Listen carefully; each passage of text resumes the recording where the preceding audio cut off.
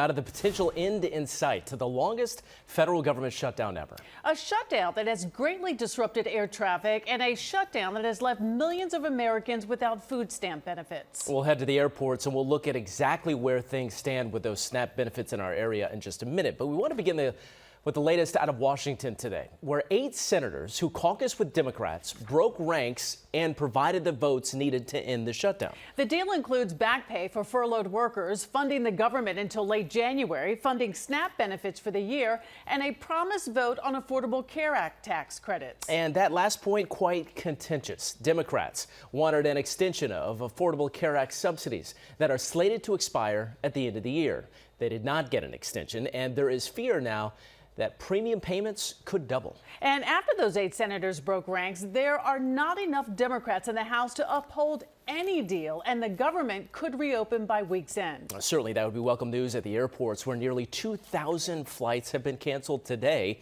across the United States. New Jersey reporter Anthony Johnson live at Newark Airport, where dozens of flights have been canceled again today. Anthony. Yeah, 9% of the flights out of Newark Liberty Airport. That's 55 cancellations today. But the big issue that we've been talking to passengers about pretty much all day long is delays. A lot of delays still taking place out here at the airport, and they're telling us those delays have a ripple effect throughout the entire system. It's just so annoying how so many flights are being canceled and so many people are getting held back just because of the government shutdown. A family trip to Orlando got put on hold for a day due to delays and cancellations. We were on standby for a long time, so we were here till, about 8 last night. We gave up. The flying public is relying on trust when they get to the airport, just hoping their plane will depart on time. I get a text message now, it's delayed for an hour. So hopefully my flight goes. I have to get to Miami and Atlanta. Marlon, who is in the dog painting business, says his furry friend Roman doesn't mind the delay because he gets a lot of attention. Meanwhile, this mom is just glad her son made it home after being delayed in Florida for 6 hours. Nobody wants to sit in the airport and on the plane and coming home to see your mom for her birthday. It was sweet of him, very sweet. The president ordered all air traffic controllers to get back to work, saying they face penalties for missing work and offering a $10,000 bonus to those who continued on the job during the government shutdown. The head of the Air Traffic Controllers Union was frustrated, saying his members have been without a check for the past 2 pay cycles.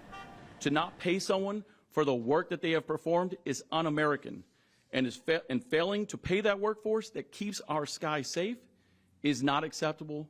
The frustration even boiling over with pilots, as we heard this one telling his passengers on board that they will be sitting on the taxiway for a long while. Right now, it's going to cost about 2 hours of our lives on the ground before we even take off. Spend all that gas, all that money, and it just rolls into the rest of this system. Yeah, that's what they've been talking about, all the delays that have been taking place at the airport. Some of those delays as long as 2 hours, many passengers sitting on those aircrafts. At this point in time, we have not heard from the Air Traffic Controllers Union about the president's threat or the promise of a bonus. That is the latest live from Newark Liberty Airport. Anthony Johnson, Channel 7 Eyewitness News. Anthony.